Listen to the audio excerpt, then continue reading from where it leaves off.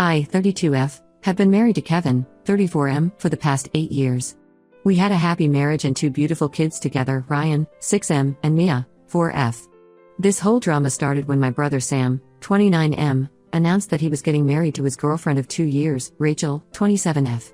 I still remember the day Sam introduced Rachel to our family. It was during our annual summer barbecue 2 years ago. She walked in wearing a simple blue dress and carrying a homemade apple pie. Within minutes, she had charmed everyone with her warmth and genuine personality. My mom particularly loved how Rachel would always offer to help in the kitchen during family gatherings, something none of her previous daughters-in-law did. Rachel worked as a nurse at the local hospital in the pediatric ward. She would often bring small gifts for my kids when she visited. Ryan and Mia absolutely adored her and would get excited whenever she came over. She would spend hours playing board games with them or helping them with their art projects. Sam would just sit there watching them with the biggest smile on his face. Sam and Rachel's relationship seemed perfect from the outside. They both had good jobs, shared similar values, and genuinely cared for each other. Sam worked as a software developer at a local IT firm and made good money. They had already bought a house together and were planning to start a family soon after marriage. The proposal was straight out of a romantic movie. Sam had taken Rachel to the same restaurant where they had their first date. He had arranged for the chef to hide the ring in her dessert. Rachel was so excited that she forgot to eat the dessert and almost swallowed the ring. We all laughed when Sam told us this story during their engagement party. My parents were over the moon about the engagement. Mom had always worried about Sam settling down as he was quite focused on his career. She immediately started planning the wedding, making lists of guests, and looking at possible venues. Dad, who was usually very reserved about spending money, told Sam he would cover all the wedding expenses. That's how much they loved Rachel. Everything was going perfectly until that fateful day when I went to visit my friend Kelly at the county clerk's office. Kelly and I had been friends since high school, and I would often drop by her workplace during lunch to catch up. That day, we were talking about Sam's upcoming wedding when Kelly's expression suddenly changed. She asked me if Rachel was divorced. I was confused and told her that Rachel had never been married before. Kelly looked concerned and said she needed to show me something. She pulled up some records on her computer that showed Rachel was legally married to someone named Marcus Thompson. The marriage certificate was dated 8 years ago, and there were no divorce records. I felt like someone had punched me in the gut. How could Rachel do this to Sam? Why would she agree to marry him when she was already married to someone else? My mind was racing with questions. Kelly advised me to talk to Rachel before doing anything else. I couldn't sleep that night. Kevin noticed something was wrong, but I couldn't bring myself to tell him yet. I needed to talk to Rachel first. The next day, I asked Rachel to meet me for coffee, making sure Sam wouldn't know about our meeting. When I showed Rachel the marriage records, she turned pale. Her hands started shaking and she couldn't even hold her coffee cup properly. After a few minutes of silence, she started crying and told me everything. She met Marcus when she was 19 and working as a waitress to pay for nursing school. He was charming and swept her off her feet. After dating for just 3 months, they got married at the courthouse. Her parents were against the marriage, but she was young and in love. The marriage lasted only 6 months. Rachel discovered that Marcus was cheating on her with multiple women. When she confronted him, he packed his bags and disappeared. She tried to find him to serve him divorce papers, but he had vanished completely. He had apparently given her a fake social security number, and his family claimed they didn't know where he was. Rachel was devastated but eventually picked herself up and focused on finishing nursing school. As years passed, she convinced herself that since Marcus had disappeared and they were separated, it didn't matter that they were still legally married. When she met Sam, she fell truly in love for the first time since Marcus. She couldn't bring herself to tell him about her past marriage, fearing she would lose him. She begged me not to tell Sam, tears streaming down her face. She said she had hired a private investigator to find Marcus and was planning to get divorced before marrying Sam. She just needed more time. I felt terrible for her, but I knew this wasn't right. She was planning to commit bigamy, which was not only morally wrong but also illegal. I gave her 2 weeks to tell Sam herself. She promised she would, but kept making excuses. Meanwhile, the wedding preparations were in full swing. My parents had already paid deposits for the venue and the caterers. Mom was busy finalizing the guest list and Dad was looking into hiring the band Rachel wanted. 2 weeks passed and Rachel still hadn't told Sam anything. I couldn't let this go on any longer. I knew I would feel guilty for the rest of my life if I let Sam marry someone who was already married. So I told him everything. Sam didn't believe me at first. He thought I was joking or maybe confused. But when I showed him the marriage records Kelly had given me, his face fell. He confronted Rachel that same night. She tried to minimize the whole thing, saying it was just a stupid mistake from her past and that Marcus meant nothing to her. But Sam was more hurt by her lying than her being married. He said he couldn't trust someone who could keep such a huge secret from him for 2 years. He called off the wedding immediately. My parents were initially angry at me for ruining Sam's relationship. Mom had already sent out some of the wedding invitations and Dad had paid non-refundable deposits. But when they understood the gravity of the situation, they agreed I did the right thing. Rachel's family was furious with me. Her sister Sarah started spreading rumors in our social circle about how I was jealous of Rachel because she was younger and prettier than me. She said I couldn't stand to see Sam happy and wanted to destroy Rachel's life. My husband Kevin supported my decision but suggested that maybe I should have waited until Rachel found Marcus and got divorced. Now Sam is severely depressed. He took a leave from work and spends most of his time locked in his apartment.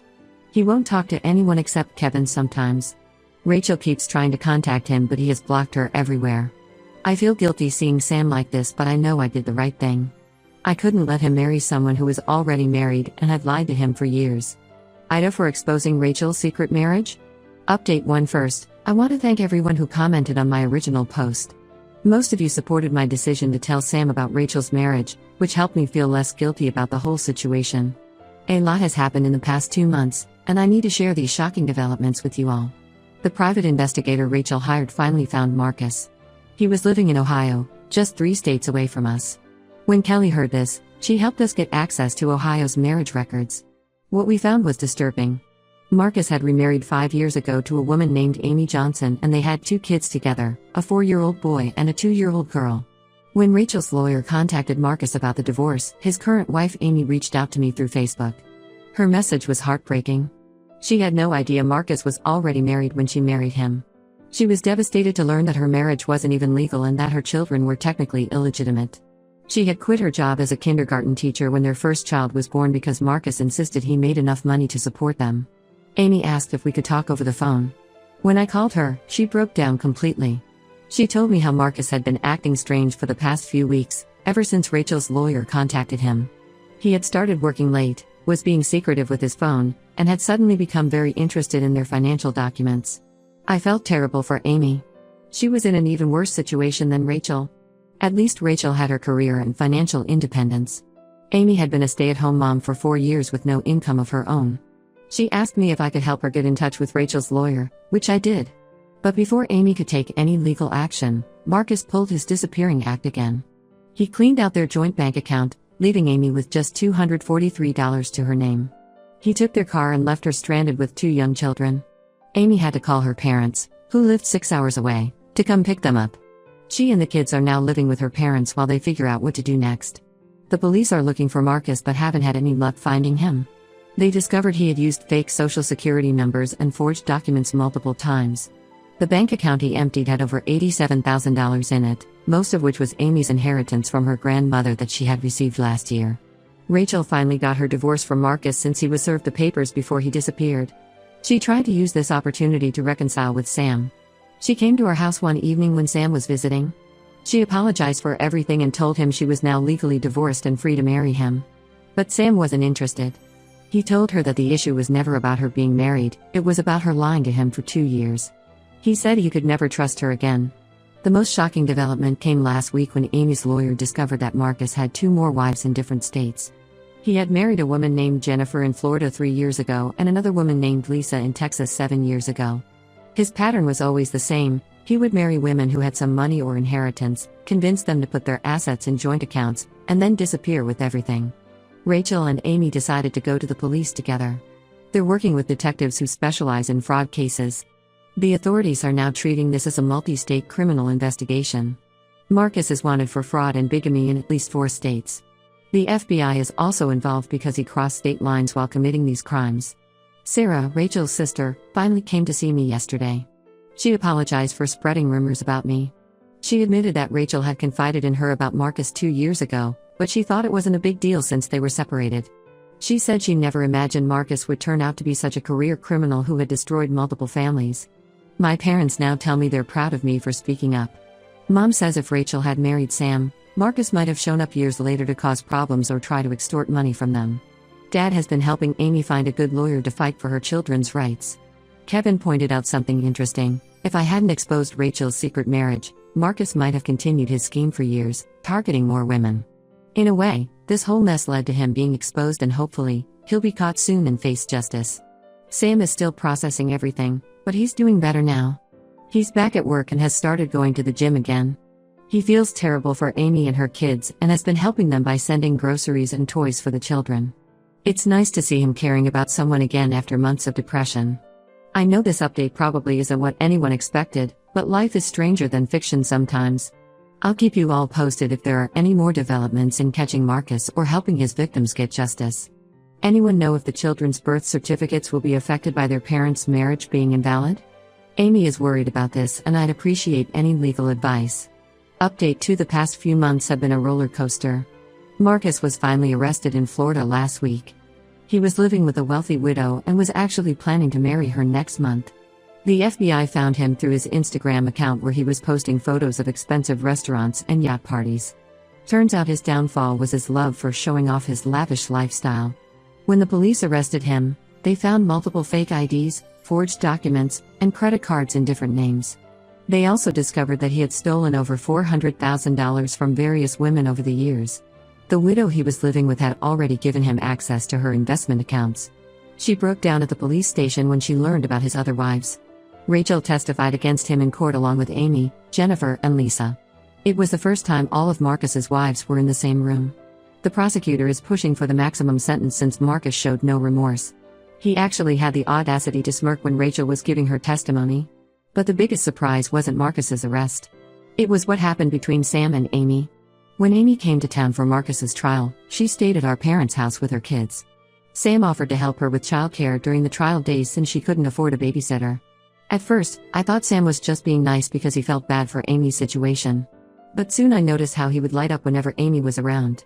He started spending all his free time with her and the kids, taking them to the park or helping the older one with his preschool homework. Amy's kids absolutely adore Sam. Her son Jack started calling him Uncle Sam and would cry when he had to leave. Her daughter Emma would only eat if Sam was the one feeding her. It was heartwarming to see how naturally Sam fit into their lives. Last month, Sam finally admitted to me that he and Amy had been dating for a few weeks. He was worried about what everyone would think, him dating Marcus's other wife. But honestly, everyone in the family is thrilled. Amy is nothing like Rachel. She's genuine, honest, and puts her kids first. Rachel found out about Sam and Amy through mutual friends. She didn't take it well. She showed up at Sam's apartment one night, completely drunk, screaming about how he was trying to get revenge on her by dating Amy. Sam had to call the police to get her to leave. Sarah later called to apologize for Rachel's behavior and informed us that Rachel was going to therapy to deal with her issues. The most heartwarming part of this whole situation is how my parents have embraced Amy and her kids.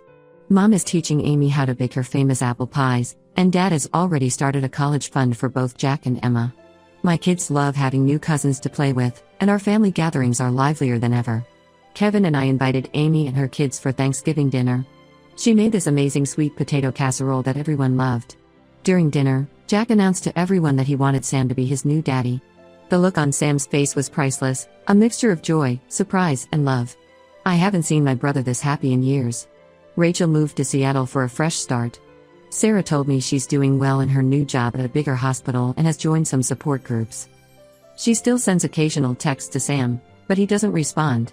I sometimes feel bad for her, but then I remember how she was willing to commit bigamy and lie to my brother for years.